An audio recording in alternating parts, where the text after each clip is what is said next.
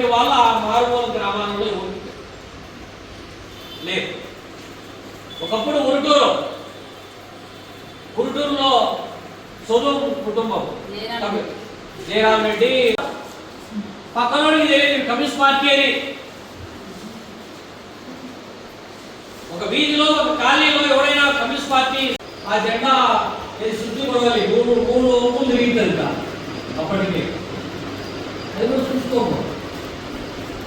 కొత్త జెండా కట్టి రంగు కొట్టి దాన్ని అలంకరించి కనీసం కమ్యూనిస్ట్ పార్టీ వ్యవస్థాపక దినోత్సవం ఈరోజు అని ఆ జనంలో ఆ గ్రామంలో ఆ కాలనీలో 10 మందికి తెలియాలి కదా. తెలియాలంటే దాన్ని అలంకరించాలా.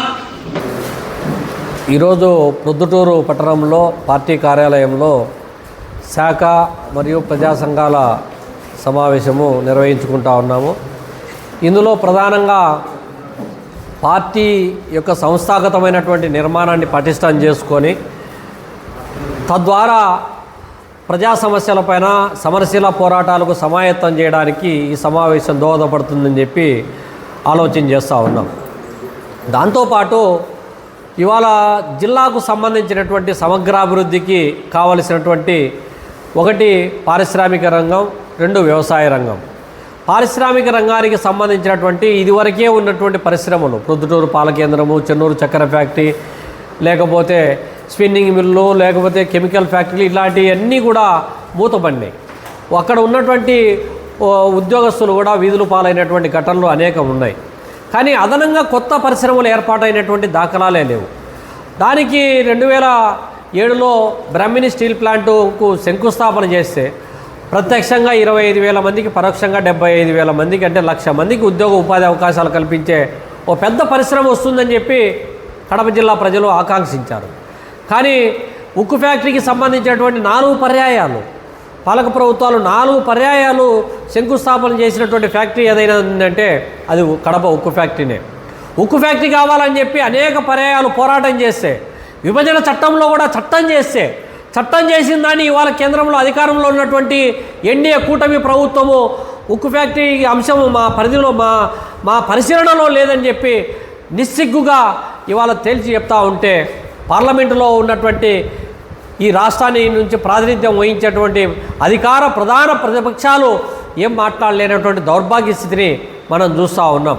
నిత్యం కరువు, వలసలు, ఆత్మహత్యలకు నిలయంగా మారినటువంటి కడప జిల్లాలో ఫ్యాక్టరీలు పెట్టకపోతే, పరిశ్రమలు పెట్టకపోతే ఇప్పటికే గల్ఫ్ దేశాలకు వలసలు పోయి అనేక కష్టాలు పడి భాషరాని చోట ఆత్మహత్యలు చేసుకుంటున్నటువంటి ఘటనలను కడప జిల్లాలో చూస్తున్నాం.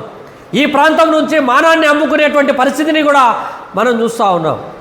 ఈ విధమైనటువంటి దౌర్భాగ్యం జరుగుతున్నటువంటి నేపథ్యంలో ఈ 5 మాసాల కూటమి పాలనలో ఉన్నటువంటి వాటిని కూడా ఎంఎస్ఎంఈ టెక్నాలజీ సెంటర్ను తీసుకొని పోయి అమరావతిలో పెడుతున్నారు. పులివెందుల మెడికల్ కాలేజీలో సీట్లే వద్దు, కాలేజీ క్లోజ్ చేయండి అని చెప్పి సిగ్గు లేకుండా సత్యకుమార్ మాట్లాడతాడు. అట్లే ఇవాళ ఏపీజీబీ హెడ్ ఆఫీసు కడపలో ఉంటే దాన్ని కూడా తీసుకొని పోవడానికి ప్రయత్నం చేస్తూ ఉన్నారు. పట్టమని 10 మందికి ఉద్యోగాలు కల్పించే పరిశ్రమ ఒక్కటి పెట్టకపోగా ఉన్నటువంటి వాటిని కూడా ఈ ప్రాంతం నుంచి, ఈ జిల్లా నుంచి తీసుకొని పోతే ఈ ప్రాంతము ప్రజలు ఏమైపోవాలి? పోనీ నీటిపారుదల ప్రాజెక్టుల విషయంలో ఏమన్నా పూర్తి చేయగలిగినారంటే ఇప్పటికిప్పుడు నీటిపారుదల ప్రాజెక్టులో కడప జిల్లాలో ఒక 100 టీఎంసీలో ఉన్నటువంటి ప్రాజెక్టులలో నీళ్లున్నా కూడా వాటిని వినియోగించుకునే పట్టకాలువల నిర్మాణమే లేదు. వాటికి నిధుల కేటాయింపు, ల్యాండ్ అక్విజిషన్ ఇటువంటి అంశాలు పట్టించుకోవట్లేదు. కొన్ని భూమి, ఇంటి స్థలాలన్నా ఇస్తున్నారంటే ఉన్న భూములన్నీ ఇవాళ డీకేటీ మాఫియా చేతుల్లోకి పోయింది. దానికి పోలీసులు, రెవెన్యూ అధికారులు, అధికార పార్టీ నేతలు కనుసన్నల్లో ఆక్రమణలు జరిగిపోతూ ఉన్నాయి. కానీ పేదవాడికి మాత్రం జాగా ఇవ్వడానికి 2 ఎకరాల భూమి ఇవ్వడానికి నిరాకరిస్తున్నటువంటి నేపథ్యంలో కడప జిల్లా సమగ్రాభివృద్ధికి మరోసారి పోరాటానికి సమాయత్తం చేసే విధంగా కమ్యూనిస్ట్ పార్టీ ఉద్యమ కార్యాచరణ ప్రకటిస్తున్నామని చెప్పి కూడా ఈ సందర్భంగా తెలియజేస్తా ఉన్నాం.